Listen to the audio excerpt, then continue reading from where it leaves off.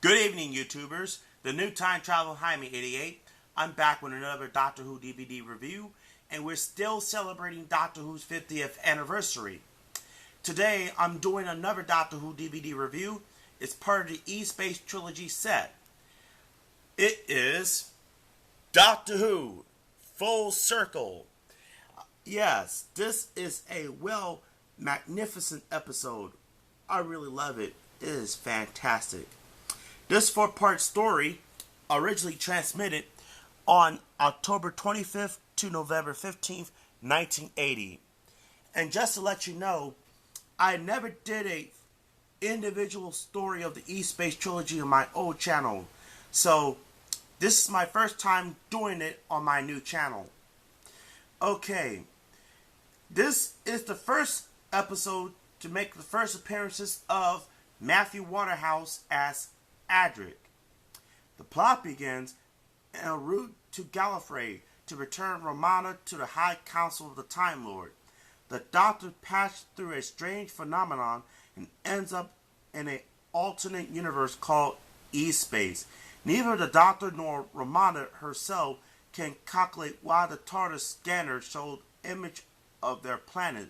When they arrive on the verdant forest, it later emerged. They have journeyed to this pocket universe through a rare space-time phenomenon known as charged vacuum embodiment. Nearby is a small but stable civilization of humanoid who live between a river and a ground spaceship called the Starliner. They came to the planet Alzarius from Pterodon, and much of the focus of society is preparing their craft to make a negligible once more. It is a autocracy ruled by three selected senior colonists known as the Deciders, who ensure the smooth running and order of their adopted world, lay particular store on a technical ability. One of the brightest of the youngest generation of colonists is Adric, who bears a badge of mathematical excellence and recognition of computer skills. However, his brother Varsh has rejected the remended society of the Starliner and leads a band of rebels called Outliers, who still harvest river fruit and other fruit to survive. All is not well in the colonies. Strange egg has started to appear in the river fruit, and this is interrupted by the first decider, Drath, using the system file of the Starliner as an omen. Mistfall and a strange periodic change to the planet, during which the nature balance of society is threatened. Soon, Mistfall begins, and the colonists move into the Starliner to protect themselves. Adric attempts to steal some river fruit to provide himself to his brother. Drath gives chase to his younger protege, but falls and lands in the river, only to be dragged beneath the waves by a strange force. His last worries are aimed at the chief scientist of the colony. Tell Dexter we have come to full circle. Adric heads into the forest in panic to find the TARDIS. The Doctor and Romana take him and tend his leg wound, which recovers remarkably quickly. The Doctor heads off to investigate the planet, while Adric attracts Varsh and the other Outliner to protect the TARDIS.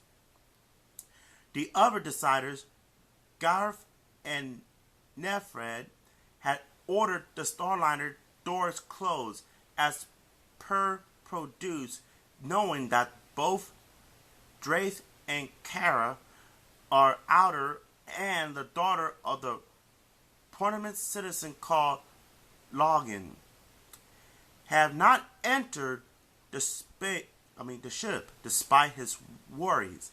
Logan accepts his position as the third decider. When it determines that Dreth has died, it is well the door has been closed. Humanoid aggressed marshmen began to appear from underwater looking for Fred and scuttling the marsh spiders hatching from the egg of river fruit. The marshman beats on the wall of the Starliner to gain entrance, but the creature has not admitted. The Doctor, however, gains entrance to the Starliner using his sonic screwdriver, following by a young Inquisitor, a Marsh child. Both are found and taken before the three deciders. The Doctor appealed when the chief scientist Dexter started performing a vivisection experiment on the Marsh child. A group of Marshmen had crafted the TARDIS to settle cave, intending to use as a battering ram to force their way into the Starliner. Romana decides to venture outside. She has bitten one of the marsh spiders and starts to change, seemingly possessed. Adric panics and materializes the TARDIS inside the Starliner.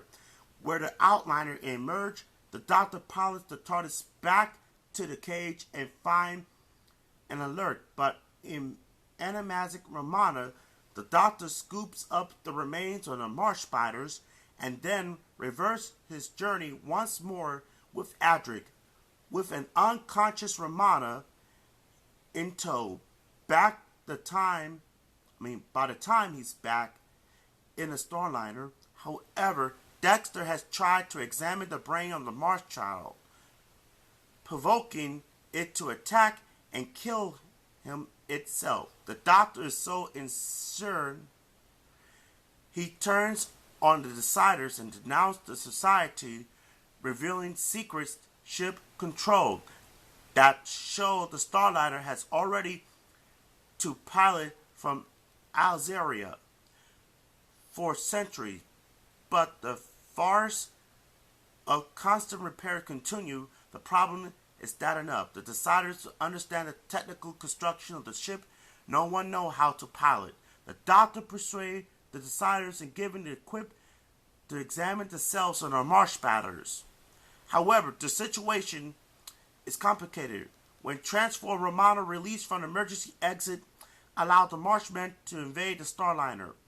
However, the Doctor used an extinguisher to get away from the Marshmen and protect Romana, as determined a research that the ship's scientist unit that the ship has been maintained for 4,000 generation species that has expect spider, Marshmen, and the current humanoid. They're all the same DNA and that come in full circle. It is an accident to deduce that the oxygen is a pure form, that the Marshman is a non-lethal device. But Devarsh is killed, leaving Adric in emotional turmoil. The bow is stolen away aboard the TARDIS. His fellow colonists, meanwhile, pilot the craft away from Alzeria. The Doctor and Romana are unaware of Adric's presence as they pilot their own craft to another destination. Now, however, my thoughts, opinions of Full Circle, it is well entertained story. It is a classic, and the Marshman is a good Doctor's adversary. We never ever seen the Marshman in other Doctor Who continuity. So I give the story 10 out of 10. Okay, let's take a look at the DVD cover. Here we have the Marshmans over there. The Tom Baker years, 1974 to 1981. The old BBC logo. It's a spine. And back. Still pictures. Audio commentary on the DVD extras. We have commentary by Matthew Waterhouse, Roger Andrew Smith, and scriptwriter Christopher H. Bayman. All aboard a Starliner, K9 and E-Space, Fact or Fiction, Swampside, Isolation music score. Here's the disc for Full Circle. I want to apologize because I've been slid up because I've been stuttered. Please forgive me. Okay, guys, that's it. Rate, comment, and subscribe. Thanks for watching.